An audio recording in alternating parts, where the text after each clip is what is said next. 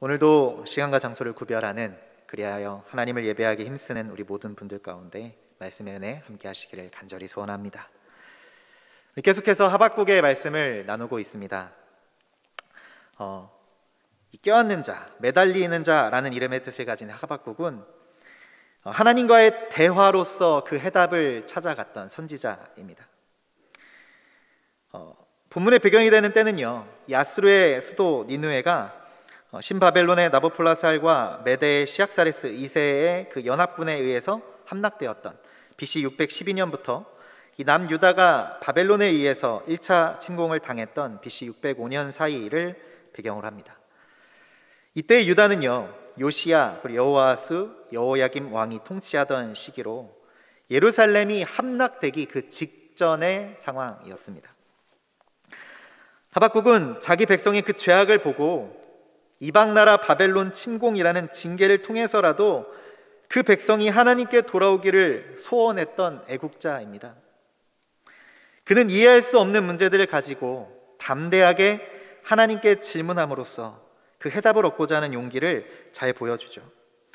그 하박국의 질문이 이런 겁니다. 왜 하나님은 악을 허용하시는 것인가?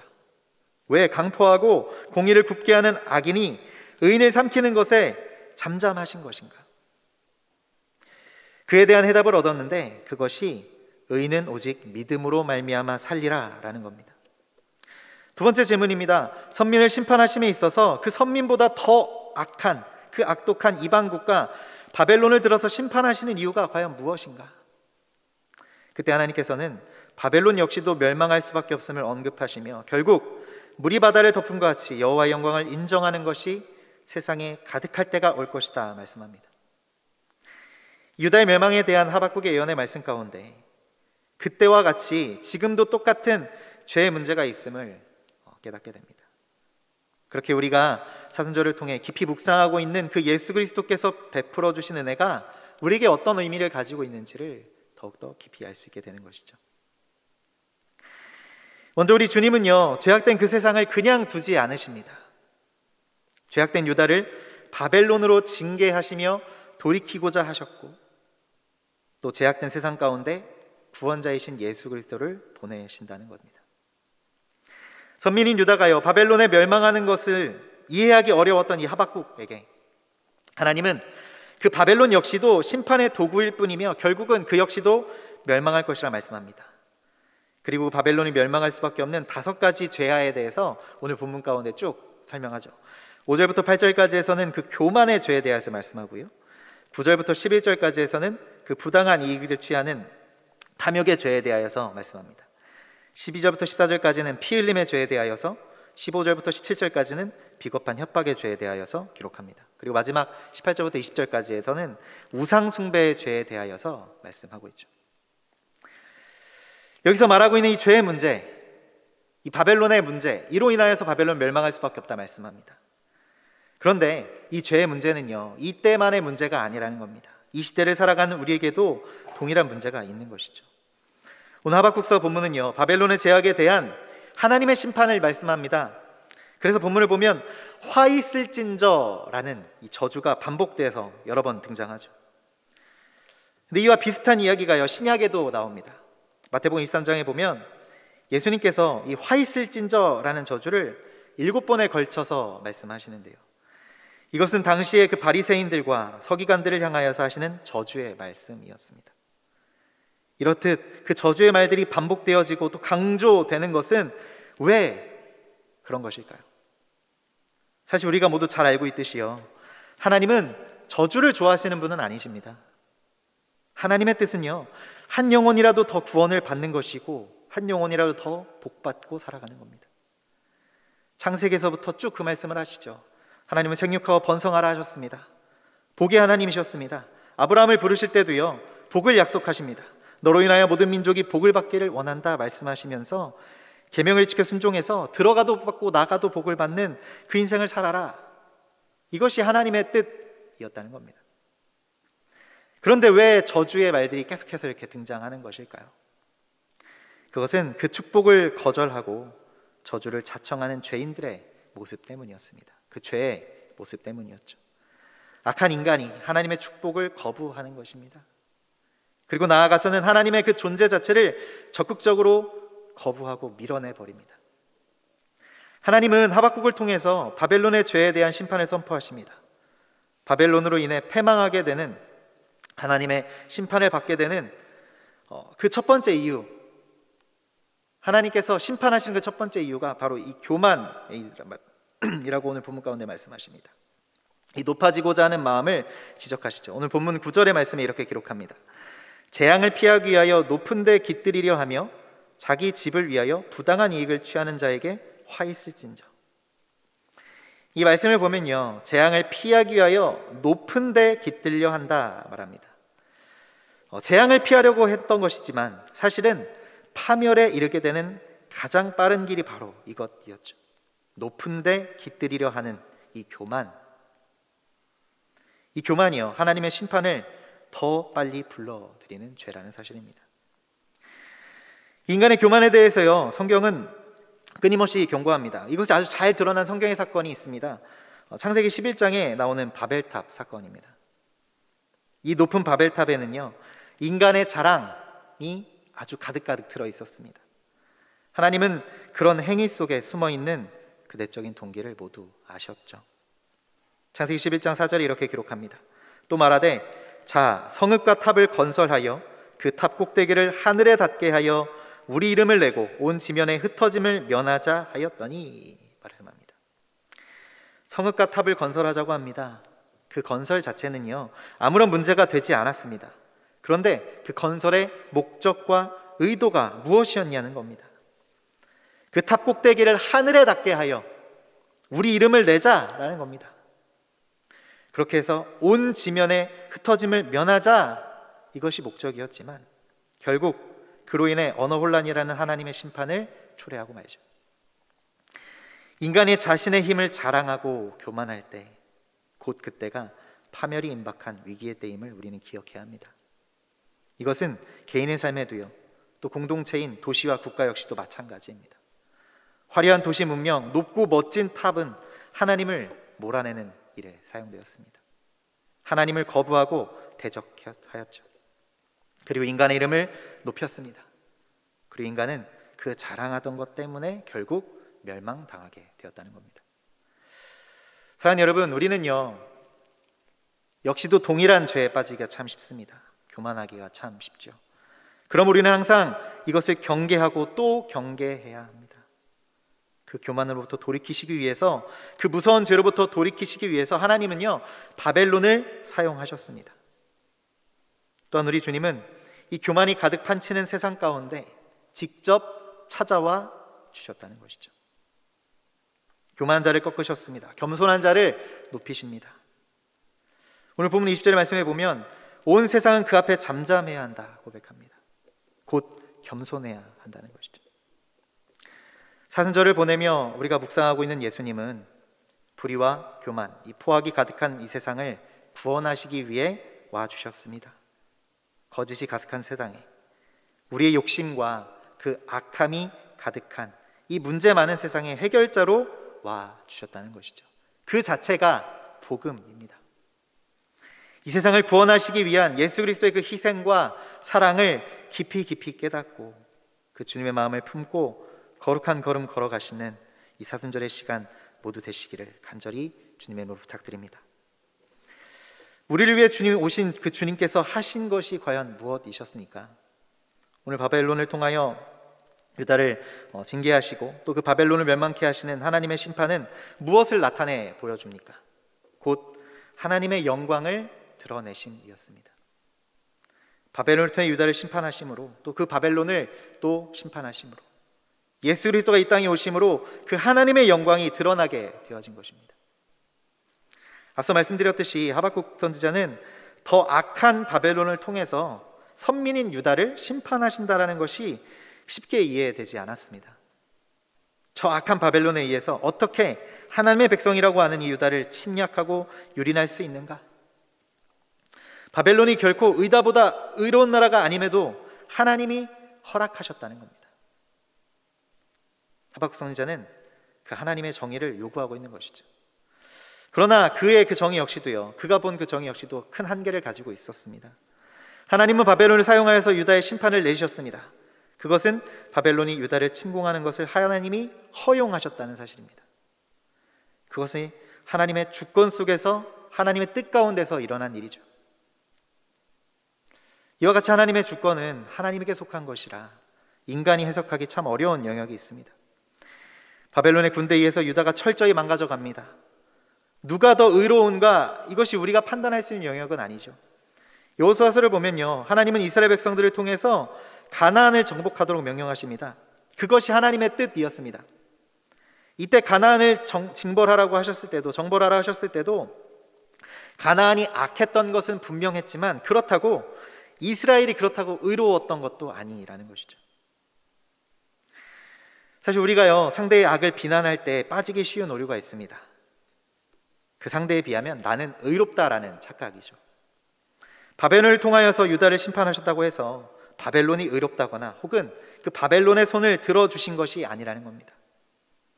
바벨론 역시도요, 그들의 죄로 하나님의 심판을 받고 역사 속에서 사라져 버리고 말죠.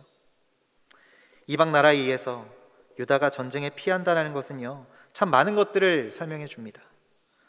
사실 유다가 바벨론의 침략에 당한다는 것은 하나님 편에서도요, 사실은 모욕적인 일이었습니다. 하나님이 당신의 백성들이 실패하도록 내버려 두신다는 것은 그 이방의 신이 더 탁월하다는 것을 인정하는 것과 마찬가지이기 때문입니다. 이 당시 전쟁은요, 신과 신들의 전쟁이었습니다. 나라와 나라의 전쟁은 그렇게 여겨졌죠. 그래서 어떤 나라가 진다는 것은 그 나라의 신이 패배한다는 것을 의미하는 것이었습니다. 하나님의 그 명예와도 아주 깊은 연관이 있었기에 유다가 정복당하는 것은 유다 백성들 편에서도 억울한 일이었지만 그것보다 더 심각한 것은요, 하나님의 영광이 훼손을 당하는 일이었다는 겁니다. 바벨론은 유다가 자랑하는 그 여호와의 신을 이길 수 있었다는 것에 환호하였겠죠. 사랑하는 여러분, 우리가 살아가다 보면요, 이런 일들이 우리의 삶에도 참 많이 일어나는 것을 보게 됩니다. 열심히 믿고 열심히 기도하고 누구보다도 많이 섬겼는데 처절한 실패를 겪기도 합니다. 믿는 자들이 여러 가지 어려운 일들을 당하면 주변으로부터 그 믿음으로 인해서 조롱받기도 하죠. 하지만 하나님은 결코 당신의 영광을 그 이방 나라 백성들에게 빼앗기지 않으시는 분이심을 오늘 본문의 가운데 선언합니다. 그것 14절의 말씀에 나옵니다. 우리 본문 14절의 말씀 함께 읽어보시겠습니다. 14절의 말씀 함께 읽겠습니다. 이는 물이 바다를 덮음같이 여호와의 영광을 인정하는 것이 세상에 가득함이니라. 아멘. 이 말씀은요, 하나님의 궁극적인 승리를 의미합니다. 악이 번성할 때 사람들은요, 낙심하게 되죠. 현실 속에서 살아갈 때 그 악인들에 의해서 좌지우지를 당할 때에 우리는 절망하게 됩니다. 믿음을 가지고 현실 속에 뛰어들어가 살아가다 보면요, 그 삶의 자리를 아주 치열하게 살다 보면 참 아이러니하게도 악이 얼마나 번성한지, 또 그로 인해 믿는 자들이 얼마나 어려움을 많이 겪는지를 또한 보게 됩니다. 하나님의 백성들에게 불리한 일들이 참 세상에는 많습니다. 그렇게 악이 관영하고 판치는 것을 볼 때 우리는 한순간 믿음을 잃어버리게 될 것 같기도 하죠. 그러나 그럴 때 우리가 기억해야 하는 것이 있습니다. 악은 잠깐 동안은 승리하는 것처럼 보일지라도 그 잠깐뿐이라는 것이죠. 그것에 속아서는 안 된다는 겁니다. 악인의 자랑은 한순간이 뿐이라는 것입니다. 인간의 모든 자랑과 영광은 초라하게 끝나게 되는 것이죠. 그러므로 모든 육체는 풀과 같고 그 모든 영광은 풀의 꽃과 같으니 풀은 마르고 꽃은 떨어지되 오직 주의 말씀은 세세토록 있도다 하였으니 너희에게 전한 복음이 곧 이 말씀이니라. 모든 육체는 풀과 같고 그 영광은 풀의 꽃과 같으니 풀은 마르고 꽃은 떨어집니다. 그러나 우리를 구원하시는 이 하나님의 말씀은 영원하시다라는 것입니다. 바벨론이 자랑하던 그 영광도요, 결국 쇠하고 맙니다. 그렇게 기세등등했던 바벨론, 그 영원할 것만 같았던, 그 영원한 제국의 영광을 누릴 것만 같았던 그 바벨론의 영광도 꺾이고 쇠하고 말았습니다. 그러면서 물이 바다를 덮음 같이 여호와의 영광을 인정하는 것이 세상에 가득하게 되리라 말씀하십니다. 유다만이 아니라 바벨론까지도, 아니 더 나아가 세상의 모든 열방이 하나님을 하나님으로 인정할 수밖에 없는 그날이 반드시 오고 말 것이다 선언하고 있다는 겁니다. 하나님이 주인이시고 하나님이 구원이심을 만방에 선포하며 여호와의 영광이 온 땅에 충만한 때가 온다는 겁니다. 그래서 하나님이 하나님 되심을 그 어떤 누구도 부정할 수 없는 그날이 곧 온다는 겁니다. 여러분, 하나님은 공의로운 분이십니다. 하나님은 불의에 눈을 감으시는 분이 아니시죠. 이스라엘이 약해질 대로 약해져서 이방의 노략거리가 되고 비참한 지경까지 갔지만 그것은 결코 끝난 것이 아닙니다. 우리가 한 부분만 보고 이해가 되지 않는다라고 우리의 믿음을 포기할 필요가 없는 부분인 것이죠. 우리는 악인의 형통을 부러워할 필요가 없습니다. 그 모든 것은 헛된 영광이고 한순간에 불타고 말 것이기 때문이죠. 그렇다면 우리가 바라보아야 하는 것은 무엇이겠습니까?